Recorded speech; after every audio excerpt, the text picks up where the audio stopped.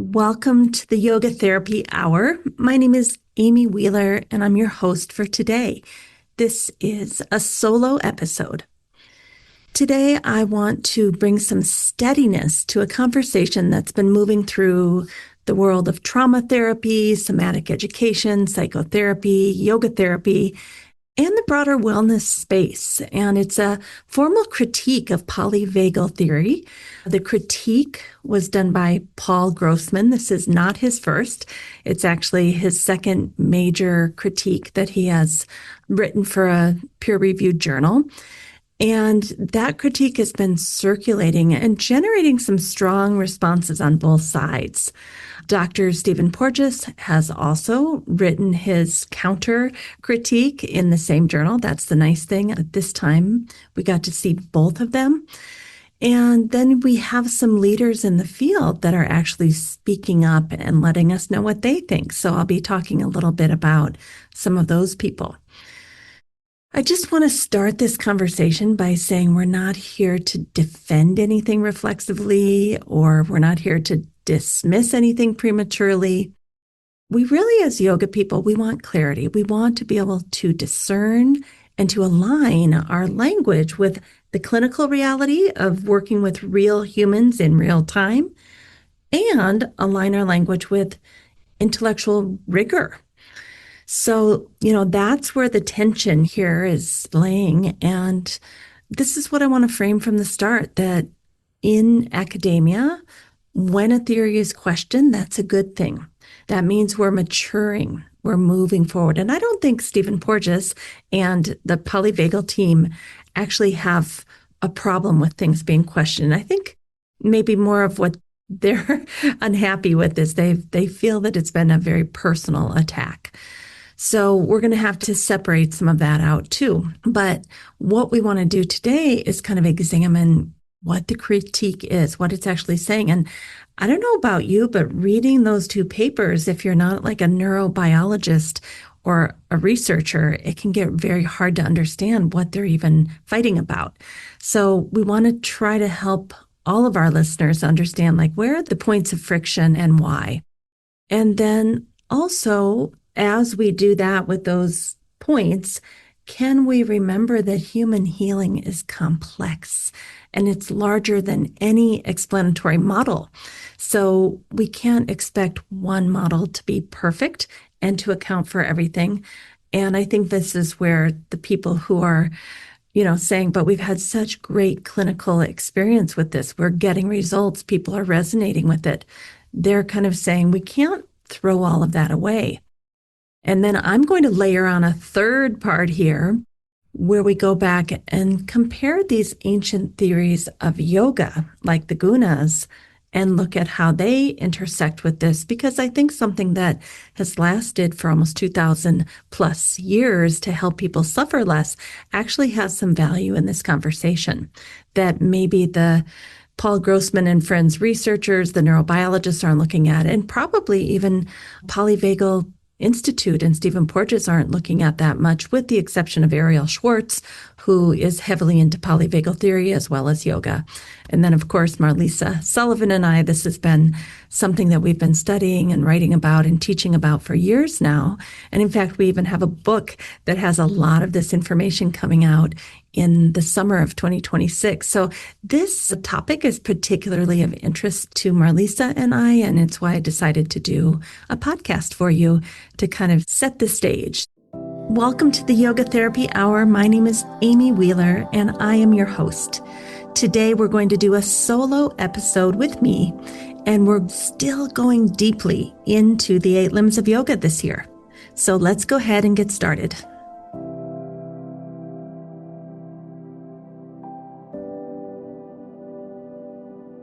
Let's go with part 1, setting the context and what it is that polyvagal theory offered that has become so influential, that people have really found valuable. Basically, what Stephen Porges and his team did was give many clinicians and educators language for what they were already seeing, that people are experiencing shifts of state, which we know is the Guṇas. Interesting, but now I feel overly agitated, And now I feel relaxed. Now I feel really, really, really scared. And now I'm so exhausted, I feel like I need to collapse, right? That's what we mean by shift of states. And that when we have these shifts of state, and in this case, Porges and friends are saying this is a nervous system shift, it also affects our perception, how we see the world, how we hear things, how we see things, how our brain comprehends and understands the information or the data that's coming in. And here's the real part of it, that this is not just cognitive data, that it's actually embodied within us. We have a shift of state into agitated or relaxed or collapsed. We have a perception. That perception is actually embodied in our cells, in our nervous system, and that it has a lot to do with safety. And that oftentimes, if we can figure out how to regulate ourselves and feel more safe in the moment from within, or we can co-regulate with someone else that's basically already regulated and feeling safe, they can kind of help our nervous system also become safe. So one of the beautiful things about polyvagal theory is that people are no longer blaming themselves for having these normal human states, these normal outbursts, these normal times that we say things we wish we hadn't, these very normal way of being overly emotional or jumping to a conclusion, that it's not a personal failure. It's not immoral.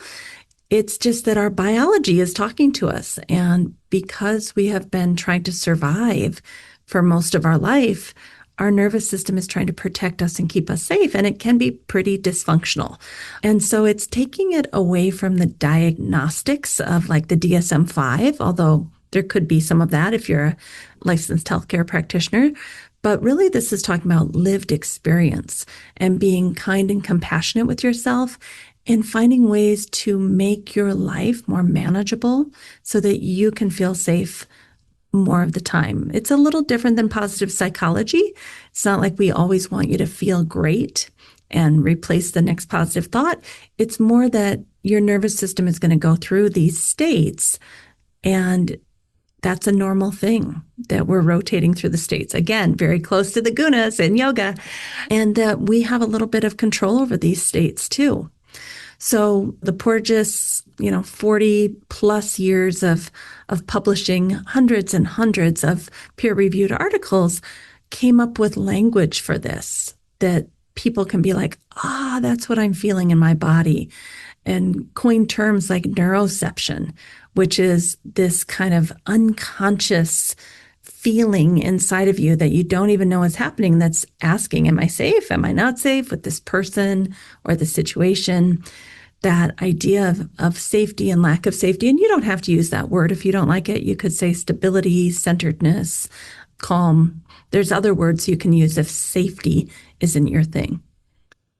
Also, Porges offered language for things like co-regulation, when you do feel good in the presence of another human and you feel like there's some trust and rapport and that you can open up to them and be, again, safe with them. And also gave us language about these autonomic responses of the nervous system and the patterns that each of us has tended to develop inside of ourselves in a way to survive, probably since very early childhood. So what this did, when we had this language and this model, it helped people to feel less ashamed of their activation or their shutdown or their hypervigilance. It was like, my nervous system is trying to help me. It's trying to protect me. It may be dysfunctional. I may do things, say things, be ways that I wish I hadn't. But now I have a model to understand what was happening, and I can work top down. I can work with cognitive strategies to help me soothe those reactions that I'm having. And I can work bottom up. I can change my physiology to help my brain understand that it's more safe. So that's kind of the impact that polyvagal theory has had and why so many people have resonated with it. And that's a very clinical experience, if you will, as well as a lived experience. It's more than clinical. It's how do we feel in this human body. And so we can't deny that there has been such a strong resonance with this. The neurobiologists, what they're saying is that may be happening. It's fine. You clinicians, you go do that. But they're basically saying, we don't think what you say is happening is actually happening. It may be a lived experience, it may resonate, but the science is not quite specific enough. So let's kind of move with this part 2 into the critique itself. First of all, I want to just say, Paul Grossman has made a career out of trying to get more specificity from some of these more lived experience researchers. It's not just Stephen Porges that he has basically had critiques of. Richie Davidson from the University of Wisconsin, who is a huge mind, body, and mindfulness researcher. Many of you know Richie Davidson. In the early days, there were many times where he wrote articles to critique Richie and Richie's work, and there's been others also. So I think, first of all, we have to say this isn't necessarily a personal attack just on Stephen Porges, as some people have suggested, but there is a pattern of saying, hey, don't get too new agey and fuzzy in your language here. We want it to match up with science. So what Paul Grossman and his colleagues raised concerns about with respect to polyvagal theory is kind of the evolutionary framing that as we emerged from amoeba all the way to the human experience, that maybe there's some misperception there. And then, the strength of evidence that are supporting certain claims around heart rate variability, and that basically the popularity of using something like heart rate variability, vagal tone, I'm going to tone my vagus nerve, while they may be popular, they may be part of pop culture, Paul Grossman and colleagues are saying it doesn't really work like that. We don't really love that lumping everything into the vagus nerve does this, the vagus nerve does that. So what Paul and colleagues are not saying is that regulation doesn't matter. They're not saying that these state or autonomic shifts don't exist. They're not saying that clinicians and their clients are imagining things, but they are saying we want to challenge the science and the precision, and we want people to say what's real, and also they want people to say, we don't know yet, or this is still a bit fuzzy, we're still trying to figure this out. So this is one of the most important points, is this is where Grossman's feedback has been really helpful, that as we translate polyvagal, are we being too simple with it? And, we see this all over Facebook and all over LinkedIn, and, let's do these 3 exercises to tone the vagus nerve, that type of thing. Maybe we have simplified it a bit too much, because here's something that I didn't know until I started researching this. The vagus nerve, it's not like one nerve that has an on switch and an off switch. It's a complex pathway of 100,000 or more fibers. So think of that vagus nerve as 100,000 or more fibers. And all of these fibers are serving diverse functions across multiple organs and systems. So again, it's not like, we're turning the vagus nerve on or we're turning it off. Each of these 100,000 fibers has a job to do in your liver, in your heart, in your ovaries, or, wherever all the fibers end up. And so these fibers are all doing different jobs. So when the public-facing version becomes turn on your vagus nerve or flip into ventral vagal, we've kind of crossed the line of what is useful into a very oversimplification that can really distort the physiology. So it's almost like we're using it as a metaphor, turn on your vagus nerve, but we can't mistake the metaphor for what's really going on in the science. And so that's really the crux of what Paul Grossman and colleagues are upset about, is that we too have joined in on that fun and are saying things that actually aren't true within the world of physiology, and that it's gotten a bit out of hand and they want to pull it back. Now, if we accept that, if we kind of curb our enthusiasm a little bit and we start to say, okay, well, I better figure out a little more precise language around this. I'm going to get a little more training to really be able to talk about it in a very scientifically valid way, but also a way that still helps my clients. We then start to look at, well, what does that look like? And I think Dr. Ariel Schwartz had a reflection on this. She wrote a Substack article about it. And her position, as I read it, it was not defensive, but it was very clinical.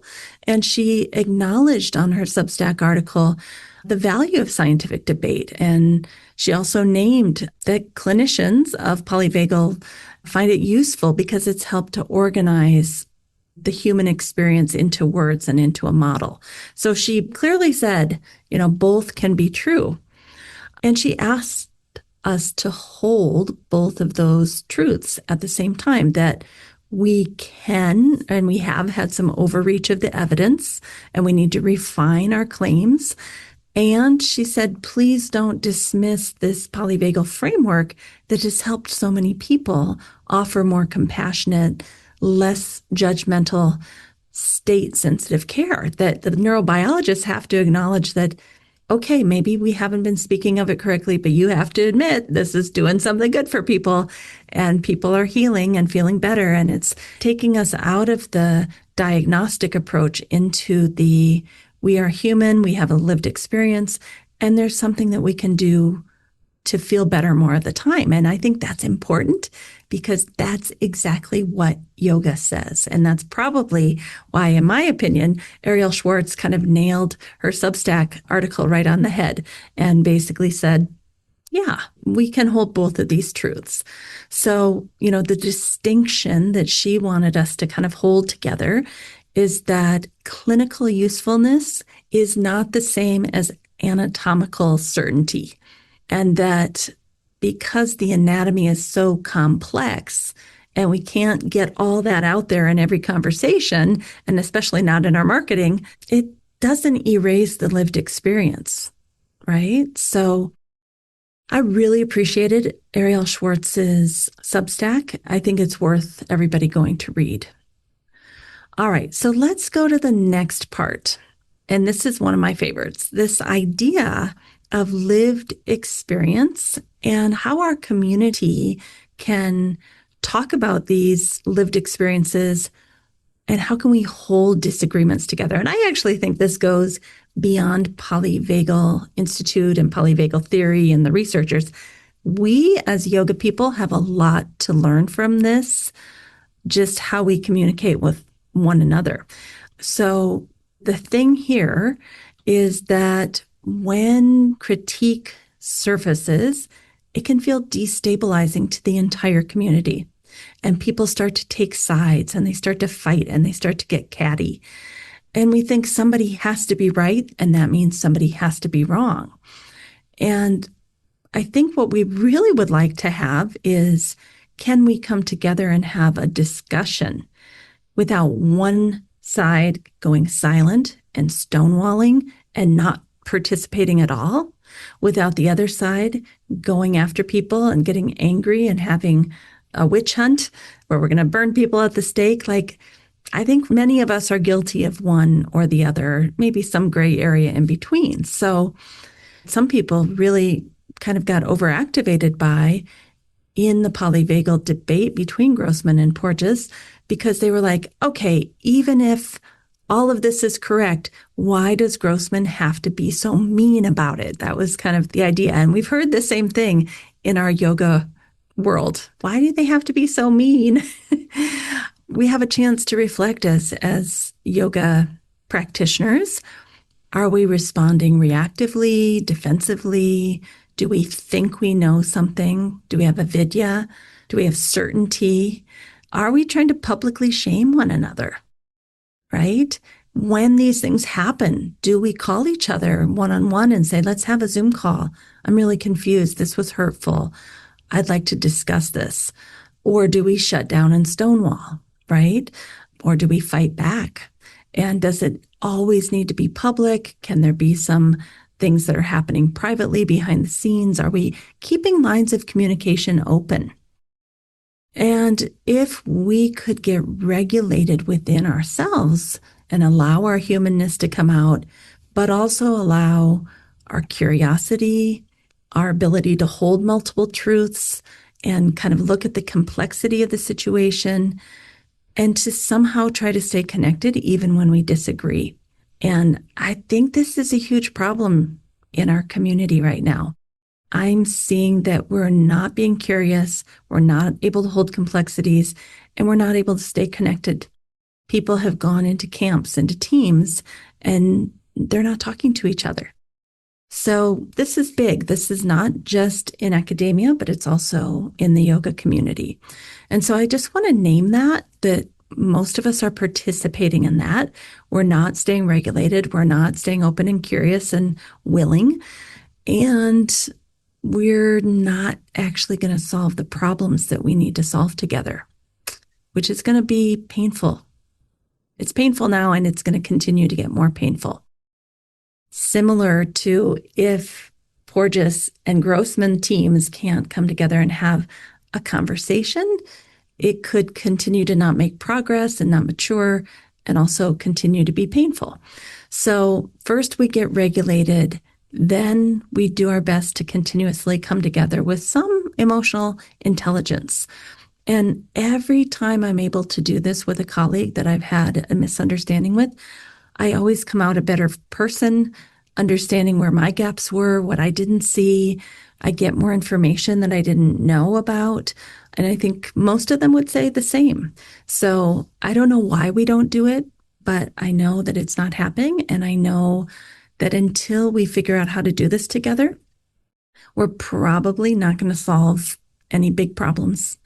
And the outcome of that is bad for all of us. Just like it's bad for Porges and Grossman, we as yoga people and our community and our desire to share this work in the world is going to be stunted, if not stopped completely. So this is something we all have to take to heart. And I know I'm thinking a lot about it. What would this look like? You just shut down. You just think, I don't want to. I don't have enough bandwidth, the XYZ judgment, we have of each other. We don't think that we can do it, but I'm telling you, we can. If we decided to, we can. I'm going to take just a couple of minutes away from this episode to tell you about our Masters of Science in Yoga Therapy at Notre Dame of Maryland School of Integrative Health. Hi, I'm Amy Wheeler, and I am the department chair. And I am so proud of what is developing at Notre Dame of Maryland in this Masters of Science program. It is the only Masters of Science at an accredited university in the nation, and we're doing such great clinical work. We find that because of the clinical setting, the electronic medical records, and the training that we can give through a university setting, that our graduates are finding jobs out there in the field of yoga and yoga therapy.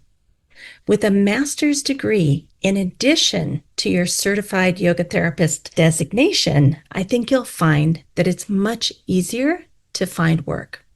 We would love to talk to you more. We have one open house per month. If you email me, I can help you find out how to get to the open house and how to get more information. Check out the show notes, and let's get you looking into Notre Dame of Maryland's Masters of Science in Yoga Therapy. Thanks so much for listening. Back to the show. So, one other thing that I want to kind of bring up today is something called phenomenology. Say that with me. Phenomenology. Phenomenology. Phenomenology is the basis of Patanjali's Yoga Sutra. It basically means I am rooted in this lived experience that I'm perceiving directly. I'm not asking other people. I'm not inferring. I'm actually perceiving my life through my eyes, my ears, my mind, my nervous system. And it's actually valuable, my experience. It may not be accurate. That's the problem. But it is valuable and it is important. This is what Patanjali says, is that you are here in this human vessel to experience through your prakriti, through this human system. You are not the ever-evolved Purusha. You do not have complete clarity. That your job here as a human is to come in and experience the world through your little container and try to get more clarity in this very short lifetime that you have about your little container. And if you do that over and over and over, you might have the clarity of Purusha one day. So when we look at Yoga Sutra, chapter 1, verse 1, we're kind of widening beyond neuroscience, and we're looking at states, just like polyvagal is. We're looking at perception. We're looking at relational capacity. And these are all the things that polyvagal theory also values. This is why Marlisa Sullivan and colleagues wrote this seminal paper on, oh my gosh, the Guṇas and the 2,000-year-old teachings of yoga actually mirror very much like what polyvagal theory is outlining. And that actually, I want to pause for a moment. That gives me hope, because even though polyvagal theory has some refinements to do in terms of modern science, it's actually very connected to the ancient teachings. So that gives me a feeling of it's going to be okay. There's coherence here. People have been using these ancient teachings for thousands of years to feel better. And polyvagal theory is very much a good match for that. Not perfect, but there's a lot of overlap there. So to me, I don't get as frazzled about these scientific refinements that need to happen, because I know that there's some deeper underlying truth that we as yoga people have known about for a really long time. So we don't have to measure it and reduce it to a mechanism before we explain it and understand it and feel it. We know from our philosophy that it's got some truth there, and we can trust that. And science will catch up, and polyvagal theory will be refined. So when we look at this big word, phenomenology, it begins with observation. And that is Yoga Sutra 1.7. What is the quality of my mind right now? What is my experience? My external experience coming into my internal interpretation of that experience. What does agitation feel like in my body and breath? What does withdrawal or even collapse feel like? What does clarity and social connection feel like? All of this is about how am I experiencing the world, and what inner sovereignty is. What yoga is trying to do for us is help us to know that those fluctuations of the mind, those qualities, those textures, that agitation, that collapse, and some days the clarity, is the fluctuations. That's not who you really are. We can get a handle on that. We can feel better more of the time. We can try to get our gunas to, be a little less rambunctious. But ultimately, even when they are being rambunctious, there's also a whole nother part of us that knows, actually, that's not the true me. That is the vessel that I reside in. And I can rest in my humanness as well as my divinity and know that both can be true. So that's why the Yoga Sutra remains such a steady text for us, because it doesn't begin with theory or science. It begins with, hey, you as a human, you're going to have this direct experience. Now we begin the teachings of yoga through your direct experience. And it's a doorway. It's a doorway into saying, welcome to being human. This is the guidebook for being human. And where do you want to start? Because your observation, your perception is what's real for you. And that's okay. It's okay to be human. It may not be accurate, but that's why we're here. We're here to get clarity and figure out how we can be more in alignment with reality, with the big R, right?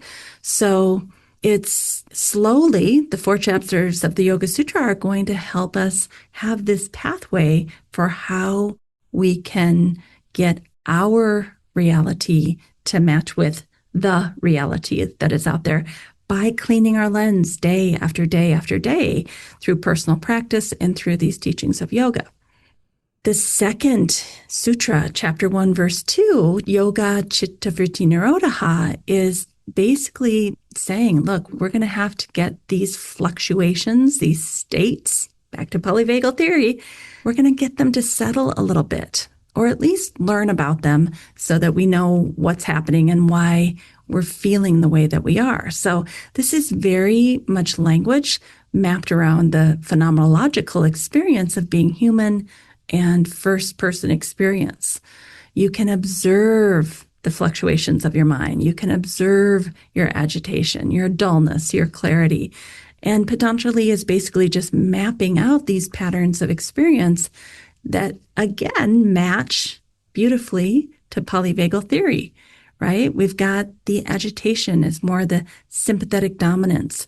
We've got the dullness or the withdrawal or the collapse is more dorsal vagal. And then we've got the clarity and connection, which is more ventral vagal. So this Yoga Sutra as a guidebook, it trains us to observe ourselves and to watch ourselves and to continuously refine our reactivity, our perception, our communication, our behavior, and basically become more skillful in how we meet life. And again, I'm going to go back to our problems as a yoga community. We're not being very skillful. It makes me wonder if we know the Yoga Sutra, if we have read that, if we understand it, if we are doing the work. And why is there so much fear at moving forward and trying to figure this out together? All right, so let's take it in a little different direction now. The Guṇas from Sankhya philosophy, which kind of gives the original framework for the Guṇas. And again, it extends back thousands of years. And these gunas, or these energies, are the fundamental qualities of being human, of experience. But also everything in the universe is made of these fundamental qualities in different proportions. So you have rajas, which is activation, movement, could be agitation. That's going to be more like sympathetic dominance in polyvagal theory. You have tamas, which is more inertia, more heaviness, more collapse. That's going to be more like dorsal vagal. And then you have sattva, which is clarity, coherence, steadiness, connection, and that's going to be more ventral vagal. Now, some people might say, did Stephen Porges know about yoga? Did he know about the gunas before he mapped out polyvagal theory? I'm going to guess, yes, he did. I can't say for sure, but I'm going to guess, yes, he had studied some of these concepts from Indian philosophy. I'm not saying he based polyvagal theory on that, but it is very, very possible that these ideas came across his mind over the past 40 years. So when we compare the gunas to the more modern polyvagal states, there is a meaningful overlap. Is it exact? No, it doesn't map exactly, but at the level of phenomenology or lived experience, I would say there's probably a 70% overlap. There's quite a bit there. And this is why us yoga people love polyvagal theory for the most part, and why the paper by Sullivan et al. Was so popular, because we were like, here's some science that's reflecting back to us what's already been resonating within us. Now, here's the key point where we're going to bring it all back to the Grossman argument. The guna model does not depend on a single nerve. The gunas don't turn on and off. They're just constantly in motion. And to impact the gunas, we impact the entire lifestyle. We're not just doing a vagal nerve stimulating machine on our neck. We're saying get some sunshine, go out walking, be in nature, eat regular meal times with healthy food, go to bed at a certain time, get up with the sun, do a little movement in the morning, have your most potent thinking time at certain times of day, allow yourself a little rest in the afternoon, enjoy your family in the evening. All of this comes from yoga and Ayurveda. So that's how we create sattva. That's how we create ventral vagal. It's not just dependent on the vagus nerve. And I would argue that even in polyvagal theory, Stephen isn't saying it's all dependent on the vagus nerve either.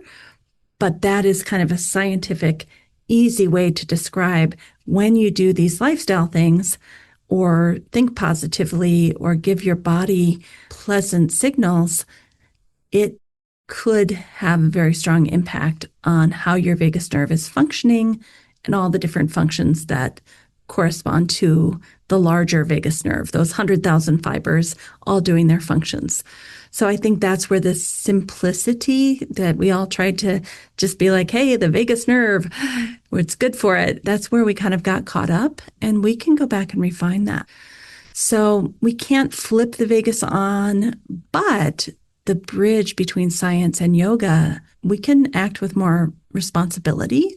We can talk about cultivating flexibility of the nervous system across the states and recovering quickly with resilience. We can talk about what to do when you're in more of a vagal collapse versus when you're highly sympathetically oriented and you don't want to be in those states because it's not functional for what you're doing at that time. We can talk about how to change patterns over time, especially if they're not functional for us. And we can also work to increase the conditions for the possibility of ventral vagal or sattva, if you will, to be around more often. So we're not eliminating anything. We're not eradicating anything. We're just cultivating an environment where it's possible to feel better more of the time. So when we look at it from the yoga perspective, it's not a yoga technique. It's not like forward bends will relax you, backward bends will activate you. It's a whole lifestyle, a way of living, a way of thinking, a way of perceiving, a way of communicating, and a way of showing up in the world. And this is why I'm a little concerned that our community isn't really understanding Patanjali's Yoga Sutra. I mean, I think a lot of people know the yamas and the niyamas and the kleshas and they know a few of the concepts, but have they actually learned the whole guidebook, which is about this lifestyle, living, thinking, perceiving, communicating, showing up? I hope that as we mature as a yoga community, that we all start to learn the Yoga Sutra more deeply, this guidebook for being human. Because yoga, it's not just about the tools. It's not just the breathing, the meditation, the mantra, the mudra. Those are the tools, but the tools are at the service of lifestyle, living, thinking, perceiving, and communicating, right? So we have to remember the true function of why we're even doing this in the first place. And so when we kind of reduce things to a single technique, we're actually reducing the whole path. And instead, I want you to expand the path and figure out what's the function that we're trying to achieve here, which is more sattva, more ventral vagal, and more flexibility of the nervous system, more flexibility of the mind, more ability to recover after challenge. And what are the tools or techniques we need to use to get that? And so that's the beauty of probably therapeutic yoga and yoga therapy, is that takes some time to learn. And it's not something you can just cognitively memorize. You have to actually implement it and do it yourself and live it yourself for it to really come across as authentic. I think I'm going to end with one of my favorite sutras. Since we did Yoga Sutra 1.1.1.2, I think we have to talk about Yoga Sutra 1.3 because this is the real goal. Tada drashtuhu svarupa avasthanam. Then the seer abides in their true nature. This is not a claim about the vagus nerve. It's not even about, I want to feel better. I want to co-regulate. I want to be in a regulated state, right? It's about, who am I? Why am I here? How can I be of service? How can I be in relationship to myself in this human vessel? And then hopefully help others too. That's the real goal. We don't want to miss that. It's not about balancing the vagus nerve. It's not about getting into sattva. It's about seeing who you really are, which is not the fluctuations of your mind. It's not the highly sympathetic state. It's not the dorsal vagal state. It's your true nature. Who are you? What is your Purusha like? And from that place, we accept the journey that we're on. that I want to remember that. I want to remember my true nature. All right, so let's just do a little summary, some practical takeaways, and talk about how we can proceed together with integrity. Here's a few takeaways. We welcome critique, and we don't panic. We stay curious, we stay open, we stay communicating. Oof. I had to start with that one, right? That's not easy. I make it sound so easy. Number 2, going forward, we're going to clarify what is metaphor, what is measurable, and maybe not overstating the facts because we want to teach responsibly. Number 3, we claim and honor our lived experience. There's nothing wrong with claiming that. We don't have to get science involved to prove that our lived experience is important. That phenomenology has been around for thousands of years, and that's how people have been living. That's the truth. Fourth, we remember that yoga philosophy is not competing with neuroscience. We're just describing the same terrain from different perspectives. And we'll refine that over time. And then fifth, and finally, we are not reducing yoga or yoga therapy to techniques. Yoga is an integrated way of living, and that's why it works. That's why it makes us feel better. So let's close with this steadiness. Let's go out there and model this. Let's do our daily practices. Let's do our best to come back again and again and have hard conversations and then regulate ourselves and then try again. And let's try to mature our field of yoga. And let's try to help the field of polyvagal theory and maybe even the scientists. Let's help them mature too, because not everything is a threat. And we, as yoga people especially, we don't have to fall on a single model. We've been doing this for a really long time. The Guṇas have been describing regulation and dysregulation for over 2,000 years. And the Yoga Sutras have been guiding us as humans towards more discernment and steadiness. So we can welcome the science, we can welcome the critiques. We don't have to feel like something's being torn out from underneath us. And I think with that, I'll just say thank you for being with me in this conversation. And I will see you next time on the Yoga Therapy Hour. Have a great day. Thank you for being a listener of the Yoga Therapy Hour podcast. We have done over 200 episodes, and we have had over 200,000 downloads. And we hope that in some small way, we have supported you mentally, emotionally, and spiritually. If you'd like to support the Yoga Therapy Hour podcast in 2026, there's several meaningful ways you can do so. First, you can become a member of our Patreon community and donate as little as $5 a month to keep the podcast going. Your contribution helps us to sustain the depth and quality of conversations on the podcast. A second option is that you become an Optimal State mobile app member for both Android and iPhone. Again, this is about $5 a month, and we're going to start providing a lot of amazing content on our mobile app in 2026. We definitely want you to be part of that community. We also have a book coming out called Applications of Therapeutic Yoga in Integrative Health. This book will be published by Routledge Publisher in spring 2026. It's written by Amy Wheeler and Marlisa Sullivan.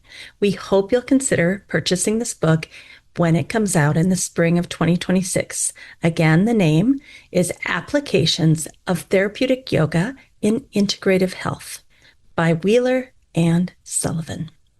For those of you who are seeking advanced training in therapeutic yoga or in yoga therapy, please consider checking out the programs at Notre Dame of Maryland School of Integrative Health. We have a MS in yoga therapy, and we also have a postmaster's degree therapeutic yoga for licensed healthcare providers that's starting in the fall of 2026. In addition, we have a comprehensive Ayurveda certificate program also geared towards licensed healthcare providers.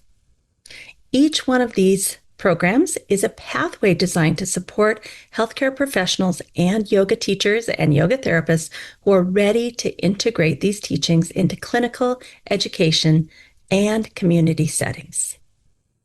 All right, thanks for listening, and thanks for supporting the Yoga Therapy Hour podcast. We wish you a wonderful week. We hope that somehow, in a small way, we've contributed to your well-being so that you can go out and share that well-being with others. That's what life is all about, bringing in the goodness through you and then shining it out to the world. We need you more than ever. So let's all get out there, do good, be good, and have a great week.